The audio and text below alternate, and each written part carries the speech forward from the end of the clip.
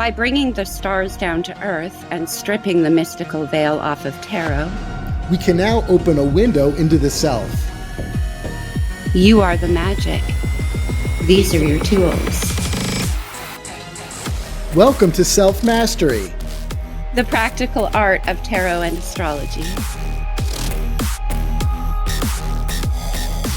Today in Tarot at the Movies, we're hanging out with the Empress as she takes us on a global adventure that leads us straight to the heart of what matters. The true power of divine feminine energy is slowly revealed through a process of letting go and learning to surrender in the 2010 film Eat, Pray, Love, starring Julia Roberts and Javier Bardem. The incandescent Julia Roberts, she plays Liz, a successful writer living in New York with her husband.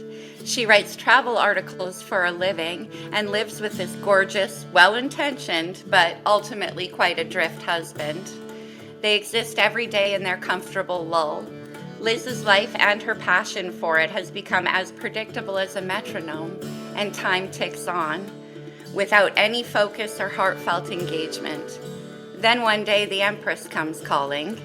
Laying in bed with her husband after a party one night, all the same people doing all the same things, Liz has a discussion about the need to break free from the bounds of their comfort zone.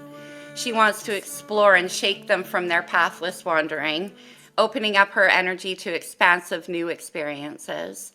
The Empress in Tarot is all about keeping all four queens in balanced integration, and it requires embracing a state of flexible awareness. After approaching her husband with a plan to inject some newness into their path together, and promptly being shut down again, something in her finally snaps. In a moment of hearing her true heart call her, Liz gets out of bed, leaves her sleeping husband, and prays out loud to a God she's never acknowledged before. I was getting the sinking feeling that Katut's prophecy was coming true. Was I in the shorter marriage? We'd only bought this house a year ago. Hadn't I wanted this? I had actively participated in every moment of the creation of this life. So why didn't I see myself in any of it? The only thing more impossible than staying was leaving. I didn't want to hurt anybody. I wanted to slip quietly out the back door and not stop running until I reached Greenland. She needed help from the universe. Liz had fallen so far out of balance internally that she couldn't even identify herself in her own choices anymore. And she was married to a man who was the same. The difference was that he liked it and she didn't. She was drowning in the unchanging monotony of what they had created, or even more appropriately, what they stopped creating. So she must leave. After an incredibly painful conversation and separation, Liz decides that she has to separate from her life even further. She's going to travel for a year to put herself in the company of strangers in order to find her individuality again.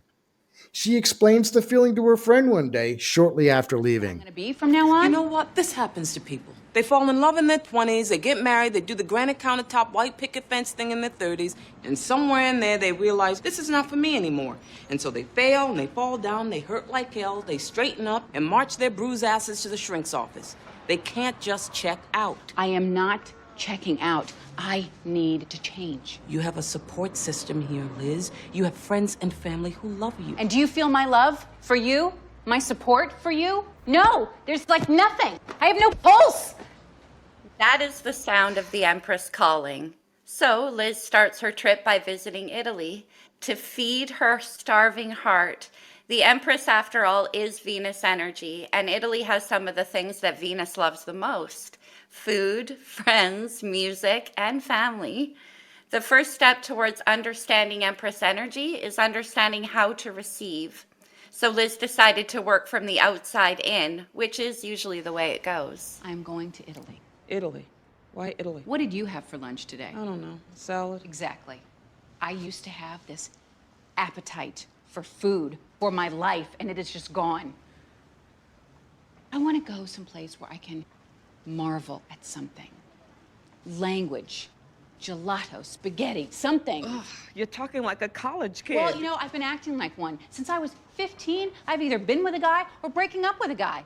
I have not given myself 2 weeks of a breather to just deal with, myself. The Empress is not about self-control. She knows she can trust herself to always make the best decisions for her greater good. The Empress, rather, is about self-mastery. Again, she explains this process to a new friend she meets while in her travels. I'm so tired of saying no and waking up in the morning and recalling every single thing I ate the day before, counting every calorie I consumed so I know exactly how much self-loathing to take into the shower. I'm going for it.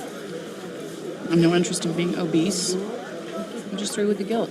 So this is what I'm going to do. I'm going to finish this pizza, and then we're going to go watch the soccer game. And tomorrow, we're going to go on a little date and buy ourselves some bigger jeans. After she finds her body, satiated by food, friends, and fun of Italy, Liz makes her way to India to feed her soul. This, of course, proves to be a much more complicated endeavor than Italy.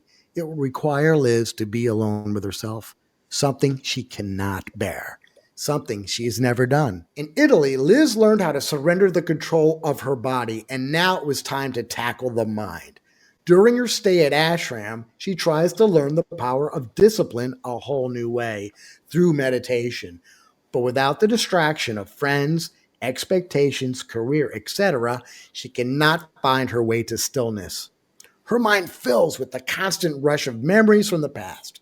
Fortunately, she meets another unlikely spiritual teacher in the form of an ex-alcoholic from Texas, who has been visiting ashram for many years.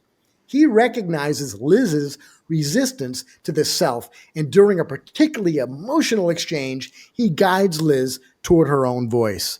I cannot focus in there. All I think about is my meditation room and how to decorate. The meditation room is within groceries. Decorate that. Do you always talk in bumper sticker? I do, and here's another one. You have to learn to select your thoughts the same way that you select your clothes every day. Now, that's a power that you can cultivate. If you want to come here and you want to control your life so bad, work on the mind. And that's the only thing you should be trying to control. Because if you can't master your thoughts, you're in trouble forever. I am trying. Hello, that's the damn problem. Stop trying, surrender. Go out into the garden and just sit there and still your mind and watch what happens. Why don't you just let it be? Liz has begun to realize that she can't hear the voice of her higher self if she's always keeping her mind in control of every thought, every feeling, and every memory that flickers through her meditations. Another lesson in self-mastery. From the exuberant indulgence into the pleasures of life to the lean discipline of spiritual surrender she has learned in India, Liz now lands on a beach in Bali. She had visited a native guru there a few years before while on a work trip, an old man named Ketut, whose prophecies for her life had been coming to the surface ever since. She had planned to visit him again for another peek at her destiny. It was time for Liz to open her heart to receiving love. So the universe brings in a teacher of another kind, this time a fellow traveler named Philippe, who is on a search for his own heart. They have both experienced a lot of humbling. Through heartbreaks, divorces, failed careers, failed plans, etc., they now find themselves face to face with the final lesson in surrender: love. And if you are truly willing to regard everything that happens to you on that journey as a clue, and if you accept everyone you meet along the way as a teacher,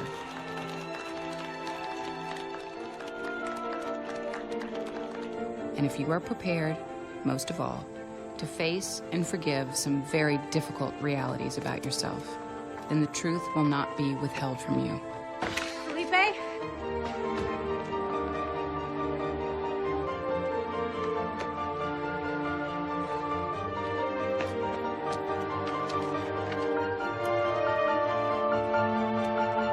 I can't help but believe it, given my experience.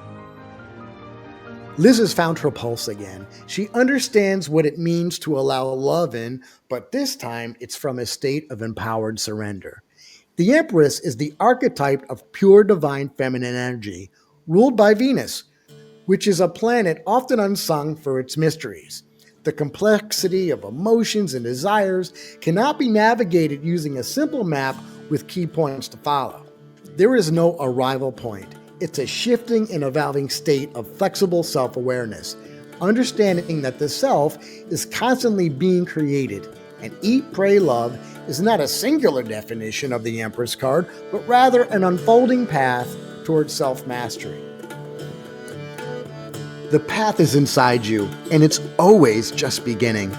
We are forever grateful to share in the exploration with you. We'll see you soon. Thank you for listening to Self-Mastery, the practical art of tarot and astrology.